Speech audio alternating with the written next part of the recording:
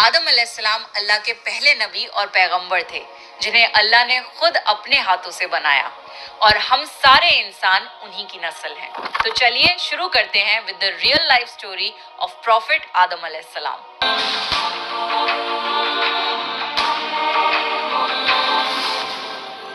सूरह बकरा में अल्लाह ने आदम अलैहिस्सलाम का जिक्र किया है। जब अल्लाह ने इंसान की मखलूक को पैदा करने का इरादा किया तो अल्लाह ने फरिश्तों से फरमाया, मैं जमीन में अपना एक खलीफा बनाने वाला हूँ। फरिश्तों को लगा कि शायद उनकी इबादत में कोई कमी रह गई है, इसलिए अल्लाह ने नई मखलूक बनाने का इरादा किया है। फरिश्तों ने जिन्नों जैसी दूसरी मखलूक भी देखी थी जो ज्यादा अकल नहीं रखते थे और खून रेजी करते थे। फरिश्तों ने अल्लाह से कहा, ए अल्लाह, हम तेरी तस्बीह, हम्द और पाकी बयान करते हैं। क्या तू ऐसी मखलूक पैदा करेगा जो जमीन में फसाद करेगी और खून खराबा करेगी? इसके जवाब में अल्लाह ने फरमाया, जो मैं जानता हूँ वो तुम नहीं जानते। फरिश्तों ने आपस में कहा कि अल्लाह ताला जो भी मखलूक पैदा करेगा वो हमसे ज्यादा इल्म नहीं रख सकती। फिर अल्लाह ने आदम अलैहिस्सलाम को इल्म से नवाजा और उन्हें कुछ चीजों के नाम सिखा दिए। फिर अल्लाह ने आदम अलैहिस्सलाम को फरिश्तों के सामने पेश किया और फरिश्तों से फरमाया कि तुम बताओ इन चीजों के नाम अगर तुम सच्चे हो। फरिश्तों ने कहा कि हम उतना ही इल्म जानते हैं जितना तूने हमें सिखाया है, उसके सिवा हमें कुछ नहीं मालूम। फिर अल्लाह ताला ने फरमाया, ए आदम, तुम बता दो इनको इन चीजों के नाम। फिर जब आदम ने उन चीजों के नाम बता दिए तो अल्लाह ने फरिश्तों से फरमाया कि मैं ना कहता था कि मैं आसमानों और जमीन की पोशीदा चीजों को जानता हूँ। फिर अल्लाह ने फरिश्तों से फरमाया कि तुम आदम को सजदा करो, तो वो सब सजदे में गिर पड़े मगर शैतान ने सजदा नहीं किया। अल्लाह ने फरमाया कि ए इब्लीस, तुझे क्या हुआ कि तू सजदा करने वालों के साथ शरीक ना हुआ? शैतान ने तकब्बुर में कहा कि मैं ऐसा नहीं हूँ कि इंसान को सजदा करूँ जिसे तूने खनखनाते हुए सड़े हुए गारे की मिट्टी से बनाया है। मैं उससे बेहतर हूँ। तूने मुझे आग से पैदा किया और उसे मिट्टी से पैदा किया है। अल्लाह ने शैतान से फरमाया, यहाँ से निकल जा, तू मरदूद है और तुझ पर कयामत के दिन तक लानत बरसेगी। शैतान ने कहा, मुझे कयामत तक मोहलत दे। अल्लाह ने फरमाया कि तुझको मोहलत है। शैतान ने अल्लाह से कहा कि तूने मुझे गुमराह किया है। मैं कसम खाता हूँ कि मैं इंसान की सीधी राह पर बैठूंगा, फिर मैं उन पर हमला करूंगा, उनके आगे से भी, पीछे से भी, दाएं से भी और बाएं से भी, और उनमें से अक्सर को तू शुक्रगुजार नहीं पाएगा। अल्लाह ने फरमाया, तू यहाँ से निकल जा जलीलो ख्वार, जो उनमें से तेरा कहना मानेगा तो मैं जरूर तुम सब से जहन्नुम को भर दूंगा। बेशक मेरे खास बंदों पर तेरा जरा काबू नहीं चलेगा।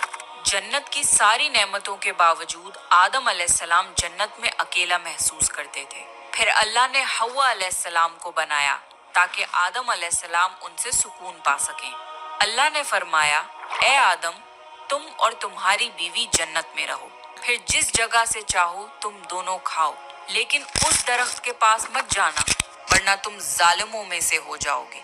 फिर शैतान ने उन दोनों के दिल में वसवसा डाला और कहने लगा, तुम्हारे रब ने तुम दोनों को इस दरख्त से इसलिए मना किया था कि तुम कहीं फरिश्ते ना बन जाओ या कहीं हमेशा जिंदा रहने वालों में ना हो जाओ। और शैतान ने कसमें तक खा ली कि वो उनका खैर ख्वाह है। बस मरदूद ने धोखा देकर उनको दरख्त की तरफ खींच ही लिया। जब हजरत आदम और हव्वा अलैहिस्सलाम ने दरख्त के फल को खा लिया तो उनके सतर की चीजें खुल गईं और वो दरख्तों के पत्तों को तोड़ तोड़ कर अपने ऊपर चिपकाने लगे और सतर छुपाने लगे। फिर अल्लाह ने उनको पुकारा और फरमाया, क्या मैं तुम दोनों को इस दरख्त से मना न कर चुका था और ये न कह चुका था कि शैतान तुम्हारा खुला दुश्मन है? हजरत आदम और हव्वा अलैहिस्सलाम ने कहा कि ए हमारे रब, हमने अपने ऊपर जुल्म किया और अगर आप हमें ना बख्शेंगे और हम पे रहम ना फरमाएंगे तो फिर हम तो जरूर तबाह हो जाएंगे। अल्लाह ने फरमाया कि तुम सब जन्नत से नीचे उतर जाओ, अब से तुम एक दूसरे के दुश्मन हो और तुम्हारे लिए जमीन पर रहने की जगह है और एक मुद्दत तक नफा हासिल करना। अब तुमको वही जिंदगी गुजारनी है और वही मरना है और वहीं फिर से पैदा होना है। दुनिया में आने के बाद آدم علیہ السلام نے اللہ سے 40 سال تک معافی مانگی۔ پھر اللہ نے آدم علیہ السلام پہ رحم کھا کے انہیں معاف کر دیا اور فرمایا کہ تم اور تمہاری اولاد دنیا میں رہو، اور یہ بات یاد رکھو کہ جب میری طرف سے کوئی نبی ہدایت لے کر تمہارے پاس آئے تو تم اس کا کہنا ماننا، اور جو لوگ میرے نبیوں کی بات کو نہیں مانیں گے اور ہماری آیتوں کو جھٹلائیں گے وہ دوزخ میں جائیں گے اور ہمیشہ اسی میں رہیں گے۔ پھر حضرت آدم اور حوا علیہ السلام دنیا میں رہنے لگے۔ انہی سے انسانوں کی نسل شروع ہوئی۔ آدم علیہ السلام تقریباً 900 سال زندہ رہ کر وفات پا گئے۔ قرآن کے اس واقعے سے ہمیں یہ ہدایت ملتی ہے کہ جب شیطان نے غلطی کی تو اس نے معافی مانگنے کی بجائے تکبر کیا اور اللہ کو ہی اپنی گمراہی کا الزام دیا۔